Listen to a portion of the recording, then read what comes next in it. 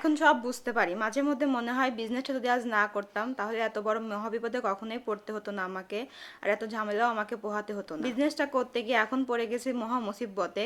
এই বিজনেসটা এখন আমার শরীর খারাপের কারণ হয়ে দাঁড়িয়েছে। সম্পূর্ণ ভিডিওটি দেখলে বুঝতে পারবেন আশা করি।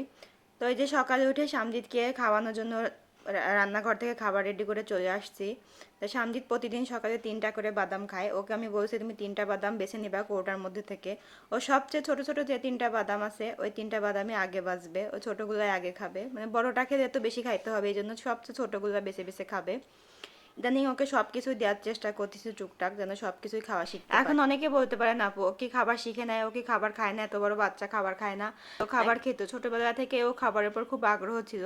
ও যখন 6 মাস হয়নি মানে 5 মাস বয়স, তখন থেকে আমরাও খাবারের আগ্রহ দেখে ওকে মুখে ভাত শুরু করি, টুকটাক খাবার দেওয়া শুরু করি। কিন্তু ওর যখন অসুস্থ হয়, তারপরে কেমোথেরাপি, রেডিওথেরাপি, বারবার অ্যানেস্থেসিয়া এবং বিভিন্ন ওষুধের কারণে ওর মুখের রুচিটা নষ্ট হয়ে যায়, যার ফলে পরে খেতে চাইতো না। পরে শুধু গরুর দুধের উপর থাকতো।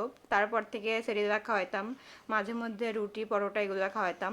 তো মাঝখানে ও ভাত খাওয়া একদম ভুলে গেছিলো, মানে ভাত জিনিসটাও খেতেই চাইতো না। এখন আল্লাহর অশেষ রহমতে আবার খাওয়া শুরু করছে, টুকটাক খাওয়াচ্ছি ভাত, সব রকম তরকারি দিয়ে খাওয়ানোর চেষ্টা করতেছি। আর এই যে আমার বিজনেসের উপকরণ এখানে, সামজিৎকে সকালে উঠে স্কুলে দিয়ে এসে আমি আজকে স্কুলে বসে থাকি নাই। ঈদের আগে যেহেতু আমাদের লাস্ট ডেলিভারি যাবে, এই জন্য প্রচুর অর্ডার জমা হয়েছে, এই জন্য সম্পূর্ণ খাবার তৈরি করতেছি। যেটা বললাম আর কি, যে বিজনেসটা শুরু করে আমার খুবই ভুল হয়েছে।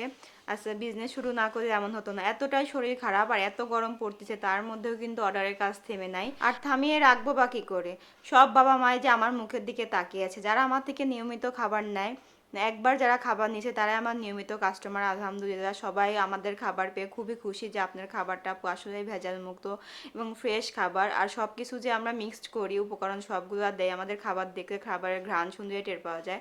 আর এই যে এখানে কিছু না, বেশ কয়েক কেজি খিচুড়ি আর সুজি তৈরি হয়েছে, এটা গতকালকে করে রেখেছিলাম। এখানে ঠান্ডা হতে দিয়েছি ফ্যানের নিচে, যে ঠান্ডা হলে প্যাকেট করব।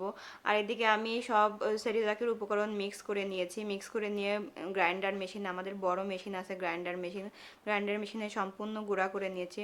প্রায় 20 কেজি প্লাস এখানে হোমমেড সেরিলাক তৈরি হবে এবং সম্পূর্ণ খাবারই 12 তারিখের আগে বিভিন্ন জেলাতে চলে যায়। যারা যারা অর্ডার করেছিল ইনশাল্লাহ ঈদের আগে 15 তারিখের মধ্যে সম্পূর্ণ খাবার হাতে পেয়ে যাবে আশা করি। আর আপনারা যারা এই পেজ থেকে অর্ডার করতে চাচ্ছেন, তারা এই পেজের ইনবক্সে গিয়ে মেসেজ দিবেন, মানে পেজে ঢুকে মেসেজ অপশনে গিয়ে ক্লিক করলে মেসেজ দিতে পারবেন। ঈদের পর সবার পার্সেল পাঠানো হবে। আর যদি আপনি আমাদের পেজটা ঘুরে আসতে চান, তাহলে অবশ্যই সামজিদ হোমমেড বেবি ফুড ইংরেজিতে লিখে সার্চ দিবেন। এই পোস্টের ফার্স্ট কমেন্টে আমি আমার পেজের লিঙ্ক দিয়ে দিব, পেজের নাম লিখে দিব। নামের উপর চাপ দিলে আমাদের পেজটা চলে আসবে। যাদের বাচ্চার বয়স 6 মাস প্লাস, তারা খাবারগুলো নিতে পারবেন। অনেকে কমেন্টসে জিজ্ঞেস করেন আপু পেজ খুঁজে পাচ্ছি না, তাদের সুবিধার্থে আর কি ফার্স্ট কমেন্টে আমি পেজের নামটা দিয়ে দিব। যাই হোক, ওইখানে অর্ডারের কাজটা শেষ করে এসে এখন আবার রান্না করতে বসেছি। আজকে মনে হয় 42 ডিগ্রি বেশি তাপমাত্রা চলতেছে আমাদের পাবনাতে। এত গরমে অতগুলো কাজ করে এসেছে, আবার এখানে রান্না করতে হবে। তাড়াহুড়া করে রান্না করতেছি। সামজিদের বাবা তো ঠিক একটা সময় খেতে আসবে, আর সামজিদকে স্কুলে আবার আনতে যেতে হবে 12টার দিকে। এজন্য খুবই তাড়াহুড়া করে রান্না করতেছি। খালাকে বলছিলাম যে একটু পেঁয়াজ আর মরিচ কেটে রাখতে, খালা পেঁয়াজ আর মরিচ কেটে রাখছিল। আমি এদিকে মাছের ডিম ভেজে নিয়েছি, রুই মাছের ডিমটা পেঁয়াজ দিয়ে ভুনা করে ভেজে নিয়েছি। আর এখানে হচ্ছে বাটা মাছ রান্না করব, মাখিয়ে রান্না করব না, একটু ভুনা ভুনা টাইপের রান্না করব। প্রতিদিন মাখিয়ে রান্না করা ভালো লাগে না, এই জন্য বাটা মাছটা ভাজতে দিয়েছি। আর এখানে আমি এই যে মাছের ডিমটা বাটিতে উঠিয়ে নিচ্ছি কড়াইটা ফাঁকা করার জন্য। এই কড়াইটাতেই আমি বসাবো। মাছটা সুন্দর করে ভেজে নিচ্ছি। আজ মাছ ভাজতে গিয়ে মহা বিপদে পড়ছি। এই ফ্রাই প্যানটা অরিজিনাল ননস্টিকের না, ইন্ডিয়া থেকে কিনে আনছিলাম। হচ্ছে বেশি ভাজাভাজি করার জন্য ওই দিনকে অনেক ভালোভাবে ঘষে উপরের কালো অংশটা উঠাই ফেলছি, মানে ননস্টিকের ছিল না, কেমন যেন ছিল ননস্টিকের মতো দেখতে। পরে আজকে মাছ একদম লেগে যাচ্ছে কড়াইয়ের সাথে। এই দেখেন গরমে ঘেমে একদম মুখটুক লাল হয়ে গেছে। আর এত গরম রান্নাঘরে, মনে হয় যে ওভেনের মধ্যে ঢুকেছি। মানে ওভেনও ওর থেকে মনে হয় ঠান্ডা থাকে রান্নাঘরের থেকে। আর আমাদের বাসাটা যেহেতু টপ ফ্লোরে, এমনিতে গরম বেশি পড়ে। আর দুপুরের দিকে তো সারাদিন রোদ হচ্ছে এদিকে থাকে। আমাদের বাসাটা যেহেতু পূর্ব পশ্চিম সাইডে, এই জন্য রোদ সারাদিন রান্নাঘরের জানলার দিকে পড়ে। অনেক কষ্টে মাছগুলো এপিট ওপিট করে ভাজলাম, মাছটা একদম লেগে যাচ্ছিল। তারপরে সব মশলা একসঙ্গে ব্লেন্ডার করে হচ্ছে মশলাটা কষাতে দিয়ে সবজিগুলো এগুলো দিয়ে দিয়েছি। এখন এত ঘাম ঝরছে শরীর থেকে, মনে হচ্ছে যে এক গ্লাস ঠান্ডা শরবত হলে মন্দ হয় না।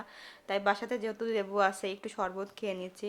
লেবু শরবত আমি বেশি আবার খেতে পারি না, প্রচণ্ড গ্যাস হয়, আর এই সময় গ্যাস হলে খুবই খারাপ লাগে, কিন্তু গরমের মধ্যে মনে হচ্ছে যে একটু খাই, এই জন্য একটু শরবত বানিয়ে রেখে দিচ্ছি যে রান্না শেষে একটু খাবো। সকালে আমি খাওয়া দাওয়ার সময়ই পাইনি, এত ব্যস্ত আজকে, শুধু কয়েকটা বাদাম আর কয়েকটা খেজুর খেয়ে আসি, এখন পর্যন্ত কোনো কিছুই খাইনি। এখানে আমি শরবতটা বানিয়ে এর মধ্যে একটু তোকমা দানা ভিজিয়ে দিলাম, যে গরমের মধ্যে তোকমা দানা খাওয়া নাকি খুবই উপকারী, এই জন্য ভিজিয়ে রেখে দিলাম 10 মিনিটের জন্য, যে 10 মিনিট পরে খাবো শরবতটা। এদিকে আমার সবজিটা কষানো হয়ে গেছে, এখন মাছটা দিয়ে দিলাম। দেখেন মাছের কি অবস্থা, মাছের অবস্থা দেখে কেউ হাসিয়েন না, আসলে ফ্রাই প্যানটা অনেক বেশি ঘষা মাজা করার কারণে একটু হয়ে গেছে, খসখসে হয়ে গেছে, যার কারণে মাছটা লেগে ধরছে, তাছাড়া কিছুই না।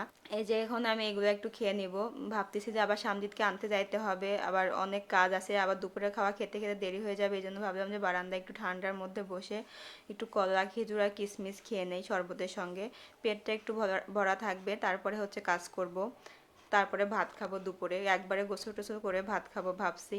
এখনো অনেক কাজ বাকি, রান্না তো কোনো মতো শেষ করলাম, এখনো প্যাকেটিংয়ের কাজ বাকি, ঘর বাড়ি পরিষ্কার পরিচ্ছন্ন এগুলো তো আছে। অনেকে বলে যে হেল্পিং হ্যান্ড আছে তারপরে এত কিসের কাজ, হেল্পিং হ্যান্ড যতই থাকুক তারপরে কিন্তু কাজের শেষ থাকে না। এই যে আমার তরকারিটা কিন্তু হয়ে গেছে, ঝোল রাখবো না, একটু ভুনা ভুনা টাইপের রাখবো।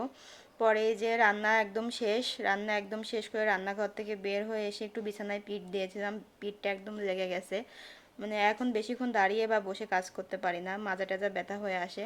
তারপরে যে আসলাম প্যাকেটিংয়ের উদ্দেশ্যে, ঈদের আগে যেহেতু একটু অর্ডারের প্রেশার আছে, সামান্য কিছু প্রেশার আছে, এই জন্য হচ্ছে অর্ডারের কাজ করতেই হবে আমাকে। যে এখানে সেরেলাক খেজুর সুজি স্পেশাল খিচুড়িগুলো সব তৈরি হচ্ছে, সব আজকে চলে যাবে বিভিন্ন জায়গায়।